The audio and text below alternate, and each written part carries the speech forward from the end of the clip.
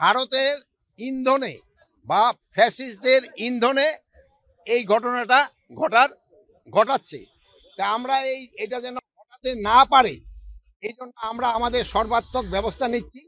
এবং আমাদের যে উপদেষ্টা মানে প্রদীপ ভাই আবার পাহাড়ে পার্বত্য চট্টগ্রামের যে উপদেষ্টা উনি ওই জায়গায় আছেন, উনি এই জিনিসটাও দেখতেছেন। উনি আইন শৃঙ্খলা বাহিনী এবং লোকাল লিডারদের সাথে কথা বলছেন। এখন পরিস্থিতি মোটামুটি সন্তোষজনক অবস্থায় আছে।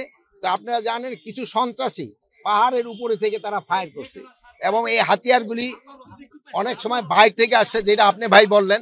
আমি অবশ্য দেশের নাম বলতে চাই না, আমার সাংবাদিক ভাই দেশের নামটা বলে দিছে। তা আপনারা এটা যেন প্রতিহত করতে হলে আপনাদের সবাই আমাদের সাহায্য এবং সহযোগিতা দরকার হবে। আপনারা সবাই আপনি সাহায্য সহযোগিতা করবেন। আরেকটা জিনিস হলো, আপনারা সবচেয়ে বলবেন যে গতকাল থেকে কিন্তু আমাদের একটা বড় ধর্মীয় উৎসব শুরু হয়ে গেছে।